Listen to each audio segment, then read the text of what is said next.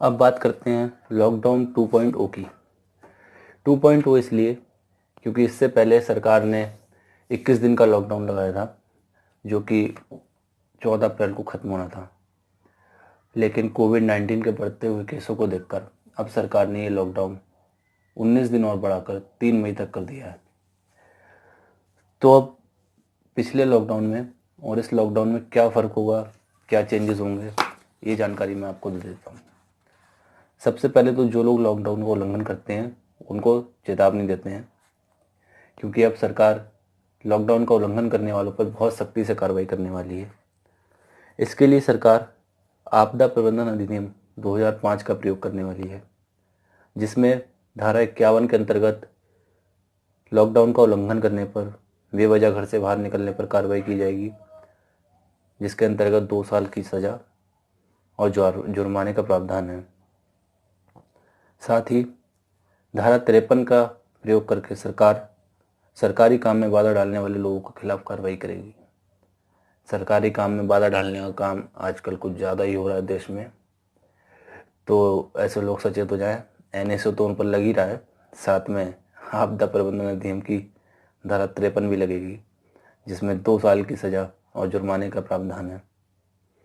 वहीं जो लोग राहत सामग्री का दुरुपयोग करते हैं, राहत सामग्री या राहत फंड का दुरुपयोग करते हैं, उनको भी अब सावधान होने की ज़रूरत है, क्योंकि इस अधिनियम की धारा 54 के अंतर्गत उनके खिलाफ कार्रवाई की जाएगी, जिसमें उनको 2 साल की जेल और जुर्माने की सज़ा हो सकती है। इसके अलावा धारा 56 के अंतर्गत जो नियुक्त या निर्वाचित लोग अपने आधिकारिक कर्तव्यों का पालन नहीं कर रहे हैं, उनके खिलाफ कार्रवाई की जाएगी, जिसमें 1 साल जेल और जुर्माने की कार्रवाई होगी। इसके साथ ही अधिनियम 2005 की धारा 57, 58 और 59 के अंतर्गत भी कार्रवाई की जाएगी। इसके अलावा इस लॉकडाउन में सभी राजनीतिक, सामाजिक एवं धार्मिक आयोजन बंद रहेंगे। कुछ क्षेत्रों में उद्योगों, कारखानों और निर्माण कार्यों को सशर्त अनुमति दी जाएगी। कुछ शर्तों के साथ वो लोग अपना काम कर पाएंगे। इससे पहले 11 अप्रैल को देश के प्रधानमंत्री नरेंद्र मोदी जी ने सभी प्रदेशों के मुख्यमंत्रियों से एक वीडियो कॉन्फ्रेंसिंग के जरिए बैठक की थी, जिसमें सभी प्रदेशों के मुख्यमंत्रियों ने ये सहमति जताई थी कि इस लॉकडाउन को आगे बढ़ाना चाहिए, जिसके बाद ये निर्णय लिया गया। लेकिन दोस्तों, सरकार केवल निर्णय ले सकती है, केवल फैसले ले सकती है और फैसलों को लागू कर सकती है, लेकिन उन फैसलों को सफल बनाना किसकी जिम्मेदारी? सरकार की, प्रधानमंत्री की, मुख्यमंत्री की, या आपकी और मेरी? ये जिम्मेदारी हमारी है। सरकार जो नियम बना रही है हमारे भले के लिए बना रही है।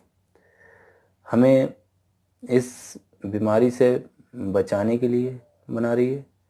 अगर हम इस लॉकडाउन 2.0 का भी पालन नहीं करते हैं, आप सोचिए, आज देश में करीब 13 से 14 हज़ार केस हैं।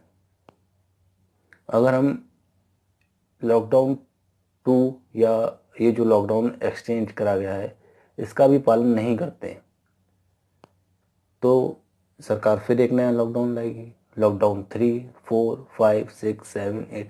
अगर आप चाहते हैं कि ये लॉकडाउन आगे ना बढ़े तो आपको इन 19 दिनों को कामयाब बनाना होगा।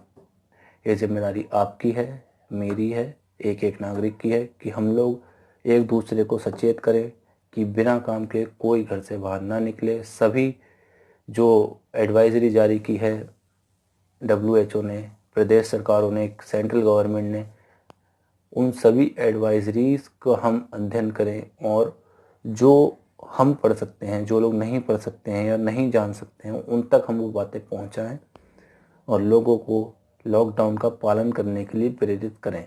ये जिम्मेदारी हमारी है। साथ ही सबसे ज़रूरी बात यह है कि इस लॉकडाउन में काफ़ी लोग इस बात की चिंता कर रहे हैं कि क्या होगा उन लोगों का जो डेली बेसिस पे काम करते थे या जो दिहाड़ी मजदूर थे, वो भूखे मर रहे हैं। तो बीमारी से बचने के लिए रास्ता यही है। लेकिन कोई भूखा ना मरे, इसकी जिम्मेदारी हमारी है। आप अपने आस पड़ोस में, अपने मोहल्ले में, गली में, अपने क्षेत्र में देखिए, आपको कोई ऐसा परिवार, कोई ऐसी एरिया, कोई ऐसे लोग मिलते हैं जो किसी वजह से दिक्कत में हैं, खाना पीना नहीं खा पा रहे हैं, तो आप उनकी मदद कीजिए। देखिए, यदि आप सक्षम हैं तो इस समय आपको देश का साथ देना चाहिए। बाहर निकलिए। बाहर निकलने से मतलब घर से बाहर नहीं, अपने आसपास देखिए कि लोगों को क्या ज़रूरत है, और अगर आप वो चीज़ मुहैया करा सकते हैं तो सरकार के निर्देशों के अनुसार अपने घर से बाहर निकलकर सभी नियमों का पालन करके उन लोगों को वो चीज़ें मुहैया कराइए। साथ ही सरकार भी बहुत सारी फैसिलिटीज़ दे रही है। सरकार राशन, खाने पीने की सामग्री वगैरह सब मुहैया करा रही है, लेकिन फिर भी कुछ लोग होंगे जिन तक नहीं पहुंच पा रहा होगा। कोशिश कीजिए कि उन तक आप और हम पहुंचाएं और देश का साथ दीजिए। इसके अलावा एक बात और आपसे कहनी है। कुछ लोग, मैंने देखा अभी कुछ दिन पहले मुंबई में एक अफवाह उड़ी कि बसें लगी हुई हैं, यूपी बिहार के लोग चले जाएं और उसके बाद हजारों लोग वहाँ इकट्ठे हुए, जबकि ऐसा था नहीं। तो एक सबसे ज़रूरी बात यह है कि किसी भी अफवाह पर ध्यान मत दीजिए।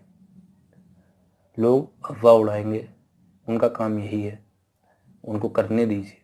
आप न्यूज़ देखिए, टीवी नहीं है, मोबाइल है, मोबाइल देखिए, मोबाइल नहीं है, अखबार आता है, अखबार पढ़िए। किसी से सलाह मशवरा कीजिए, अफवाह मत फैलाइए और घर में रहिए। और जो लोग बाहर हैं या जो लोग अपने घर से दूर किसी वजह से फंस गए हैं, प्लीज़ प्लीज़ प्लीज़ आप जहाँ हैं वहीं रहें। अपने घर लौटने की जल्दी आप करेंगे, हो सकता है आप अपने साथ इस बीमारी को अपने घर पहुंचा दें और आपके परिवार और आपके बच्चे इस बीमारी से ग्रसित हो जाएं। तो इस बीमारी से बचने के लिए प्लीज़ प्लीज़ प्लीज़ सभी लोग अपने अपने घरों में रहें। जहां आप हैं इस समय वहीं रहिए। आपको कोई दिक्कत है तो अपने आसपास मौजूद पुलिस कर्मियों से, पुलिस स्टेशन पर या किसी भी सरकारी हेल्पलाइन नंबर पर जो कि जारी किए जा रहे हैं, आप किसी को फ़ोन करते हैं तो भी रिंग टोन की जगह पर वो नंबर भी सुनाई देते हैं आपको। लास्ट में ध्यान से सुनिए, उन नंबरों को नोट कीजिए। हेल्पलाइन नंबर हैं, अगले वीडियो में वो नंबर मैं लेकर आऊँगा, बताऊँगा आपको। उन नंबरों को नोट कीजिए, उन नंबरों पर संपर्क करके अपनी परेशानी बताइए। तुरंत आपके पास राहत सामग्री या सेवाएं पहुंचेंगी। आपको परेशान होने की, चिंता करने की या अपने घर से बाहर निकलने की कोई ज़रूरत नहीं है। कोशिश कीजिए कि ज़्यादा से ज़्यादा आप देश का सहयोग कर सकें और अपने परिवार को, अपने देश को, अपने गली को, अपने मोहल्ले को इस बीमारी से बचा सकें। जो लोग ये वीडियो देखेंगे, आप लोगों से रिक्वेस्ट है कि इस वीडियो को पहुंचाइए लोगों तक। जो लोग नहीं समझ पा रहे हैं वो शायद थोड़ा समझे। अगर एक इंसान भी इस वीडियो को देखने के बाद समझ जाता है कि हमें लॉकडाउन का पालन करना है, किसी के दिमाग में आ जाती है, तो ये वीडियो सफल हो जाएगा। इससे पहले भी वीडियो डाल चुका हूँ। जो ये वीडियो है इसको ज़्यादा से ज़्यादा लोगों तक पहुँचाइए। अपना ध्यान रखिए, अपने परिवार का ध्यान रखिए, देश का ध्यान रखिए। जय हिंद।